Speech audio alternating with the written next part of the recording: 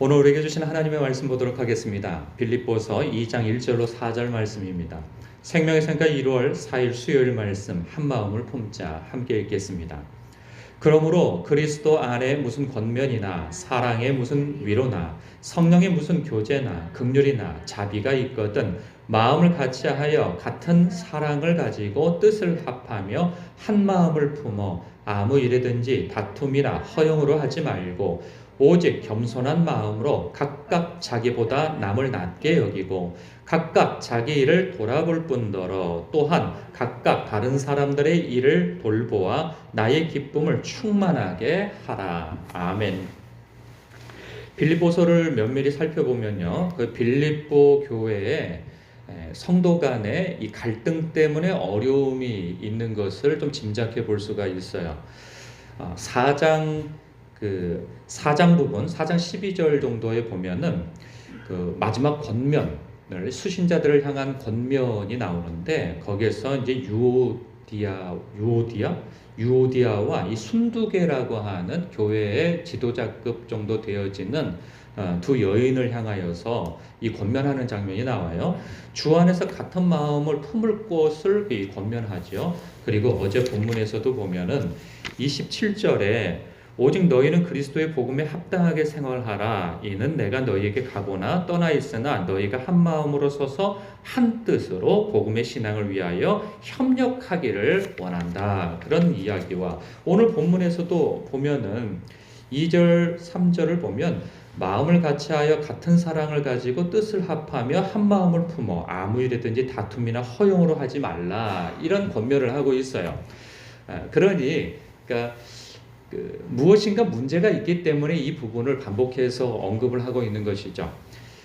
빌립보 교회는요, 사도 바울이 개척한 교회이죠. 여러 교회에 서신을 보내는 것을 통하여서 보면은 특별히 이 두 교회가 사도 바울에게 아주 마음에 흡족하여서 특별히 사랑하고 특별히 칭찬하고 격려하는 그 교회 중에 하나인데 먼저 본 그 교회는 뭐냐면 데살로니가 교회입니다. 짧게 복음을 전하고 그리고 짧은 가르침이 있었음에도 불구하고 그들이 아주 견고하게 신앙이 자라가고 교회가 든든히 세워져 가는 것에 대해서 무척 기뻐하고 감사하며 그들을 칭찬하는 교회가 데살로니가 교회이고, 이 빌립보 교회는 사도 바울 역시 그렇게 긴 기간 그곳에서 선교하지 않았습니다. 그럼에도 불구하고 하나님께서 놀랍게 사람들을 붙이시고 그리고 여러 기적을 통하여서 그 교회에 루디아, 이 옷감장소 루디아라고 하는 여인이 첫 번째 성도가 되어지고, 그리고 감옥에 갇혀서 있을 때 그 간수가 예수를 믿게 되어지고 해서 그것이 예수 믿는 공동체가 그렇게 세워지게 되어진 거죠.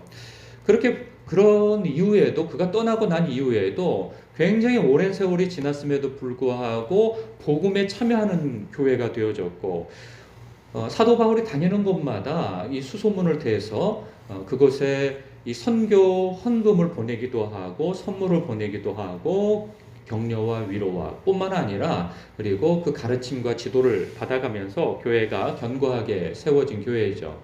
그래서 사도 바울 특별히 이뻐하기도 하고 기뻐하기도 하는 그런 교회가 빌립보 교회입니다. 그러니까 복음에 있어서 열심을 내는 그런 교회예요. 그런데 문제는 뭐냐면 오늘 본문 속에서 한 마음을 품지 못하는 것 때문에 오는 갈등이 있다는 거죠. 여러분, 그 교회 안에서도 갈등은 누가 일으킬 것 같습니까? 교회 안에 심각한 갈등은 다 지도층에서 일어납니다. 그러니까 새신자나 혹은 교회에 썬데이 크리스찬이라고 하는 그런 분들, 일주일에 한 번 교회 나올까 말까 하는 그런 분들로 인하여서 교회가 문제가 생기지는 않아요. 왜냐하면 그분들은 나이스해요. 사람들하고 갈등을 일으킬 필요가 없어요. 왜냐하면 관심이 별로 없으니까. 그냥 자기 개인 신앙 하나 그냥 유지하고 지키는 정도에서 그냥 일주일에 한 번 나오는데 누구랑 갈등이 일어날 일이 있습니까? 그냥 오면은 반갑게 인사하고 늘 교양 있는 모습만 보일 뿐인 거죠. 근데 누가 갈등이 일어나요? 갈등은 열심히 있는 사람들 사이에서 일어난단 말이에요.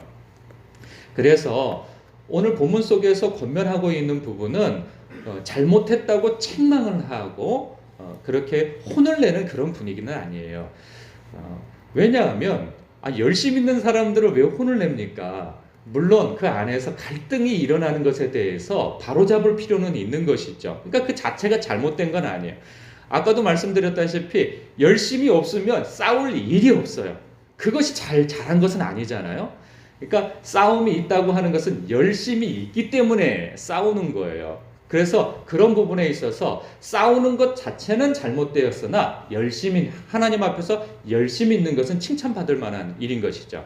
그래서 이 사람들 싸우니까 다 그만두게 해야 돼. 싸우니까는 이건 잘못된 거야. 그런 것이 아니라 그것만 바로잡고 그것만 방향만 이렇게 바로 잡아주면 되어지는 것이죠. 그래서 사도 바울은 이런 열심을 품을 필요가 없다 그런 이야기를 하는 게 아니에요. 여러분들이 하나님 앞에 복음 때문에 열심을 내는데 교회 안에서 주님의 몸된 교회를 세워나가는 데 있어서 열심을 내는데 그 마음의 방향성을 바로잡아야 합니다 라고 하는 그 부분을 언급해주고 있는 것이죠. 그래서 3절에 보면 아무 일에든지 다툼이나 허용으로 하지 말라 그래요.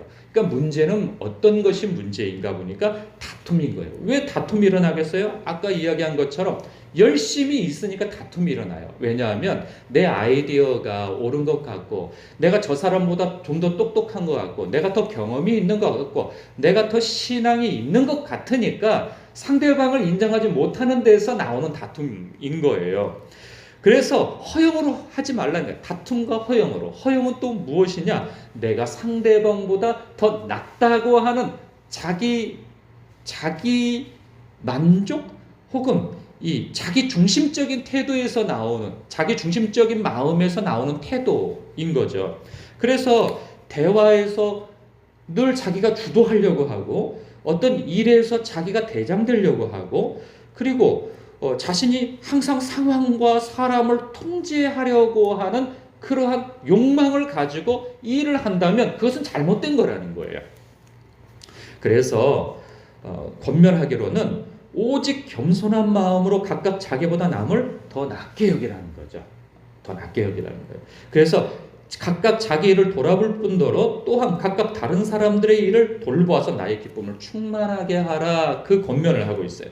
그런데요 여러분 여기서 자기보다 남을 더 낮게 여기고 그리고 자기 일을 돌아볼 뿐만 아니라 다른 사람 일도 돌아보라고 할 때 그 근간이 되어지는 그 근본이 되어지는 그 마음 자세는 무엇이냐? 2절이에요. 한 마음과 한 뜻인 거죠. 2절에 보면 마음을 같이하여 같은 사랑을 가지고 뜻을 합하며 한 마음을 품으라는 거예요. 근데 이게 종종 교회에서 보면은 그런 표가 많이 걸려 있어요. 한 마음, 한 뜻, 이렇게. 그래서 한 마음과 한 뜻으로 뭘 하자 이런 그 교회 표어들이 많이 있어요. 그러면 여러분 여기서 한 마음과 한 뜻을 갖자고 하는 게 뭐에 대한 한 마음 한 뜻일까요? 담임 목사를 중심으로 해서 한 마음과 한 뜻으로 뭉치자 이런 것일까요? 그런 건 아니에요.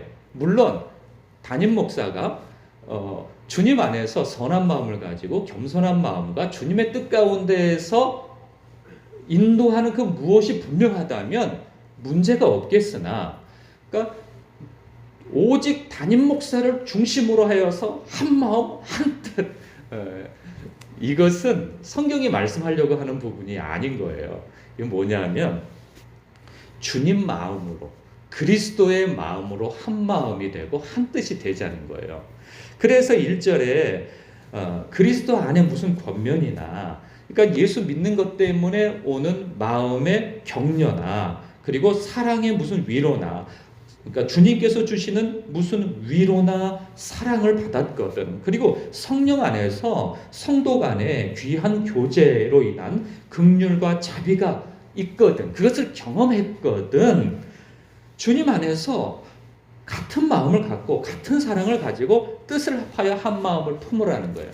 그래서 여러분 내일 본문이죠. 그래서 너희는 이 마음을 품으라. 곧 그리스도 예수의 마음이다 라고 하면서 예수님께서는 원래 본체가 하나님이시지만 그분이 하나님과 동등됨을 취할 것으로 여기지 아니하고 당신을 낮추어서 종의 형상을 갖고 또 죽기까지 순종하여서 십자가에서 죽으셨다는 거예요. 그게 다 뭐예요? 대속을 위하여서.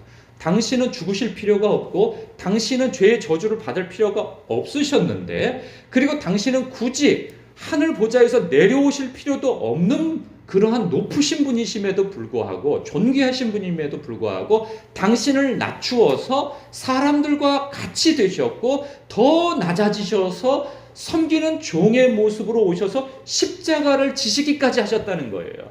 그것 때문에 하나님께서 그를 지극히 높여 모든 사람 위에 뛰어나게 하시고 모든 입과 무릎을 그 앞에 꿇리게 하셔서 예수 그리스도를 주라 고백하는 것을 통해서 하나님께 영광을 돌리게 하셨다는 거예요. 그러니 여러분들도 예수 그리스도의 마음, 그 마음 자세를 갖고 섬기라는 거죠. 그리고 교회 신앙생활을 하고 주님이 맡겨주신 일을 하라는 거예요.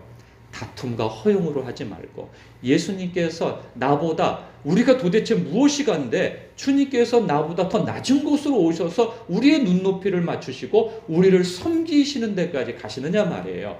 우리가 그러한 은혜를 받았고 그러한 사랑을 받았다면 받은 자로서 합당하게 주님을 닮은 태도가 나와야 된다는 거죠.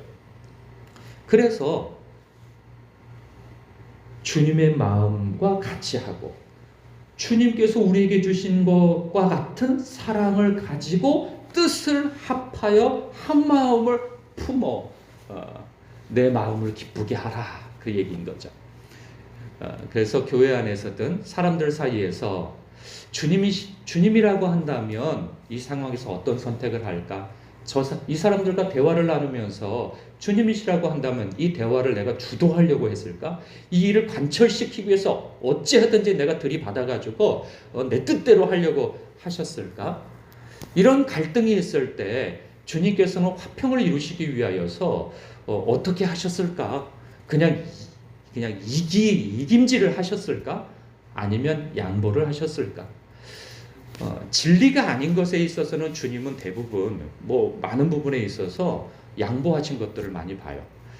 그런데 우리는 이 진리에 있어서는 많은 부분을 양보하고 비진리, 그냥 죽고 사는 문제가 아닌 그러한 부분에 있어서는 목숨을 거는 경우, 그러니까 자기 자존심이 걸린 문제에 있어서는 목숨을 거는 경우, 그러니까 내 뜻이 관철되지 않으면 자존심 상해하고 그것 때문에 그냥 큰 시험을 받기도 하고 한단 말이죠.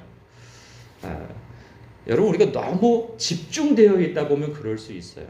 그래서 정말 집중되려고 할 때에는 한 발 물러서서 이건 주님의 일이지, 그래서 주님 마음으로 일해야 돼 라고 하는 그런 마음가짐으로 일할 것을, 사람을 대할 것을, 그래서 화평을 이룰 것을, 한마음 한뜻을 이룰 것을 이렇게 권면하고 있음을 봅니다. 근데 놀랍게도 여러분들이 지금까지 그렇게 살아오셨어요. 이 작은 교회 공동체 안에서 얼마나 사람들이 이 제각각 소견에 옳은 대로 행동할 때가 있습니까? 그럴 때 여러분들 성에 차지 않고 마음에 맞지 않고 수준에 맞지 않아도 여러분들이 기꺼이 그 수준을 맞춰주기도 하고 뜻을 맞춰주기도 하고 생각을 맞춰주기도 하고 의도를 맞춰주기도 하고, 그래서 여기까지 온 거 아니겠어요? 여러분들이 다 고집하고 내 뜻대로 해야 돼 하면 여기까지 오지도 못했다 말이죠. 그래서 여러분들이 참 주님 앞에 칭찬받을 만한 그러한 사역과 삶을 살아오셨고, 지금까지 살아오신 그 섬김과 그 주님의 마음을 품고 오신 그대로 앞으로도 계속하여 주님의 뜻 이루어드리는, 주님의 몸된 교회를 건강하게 세우고 여러분 스스로를 세워나가는 참으로 주님 마음에 합한 성도로서 더욱 살아가시길 주님의 이름으로 축복합니다. 기도하겠습니다.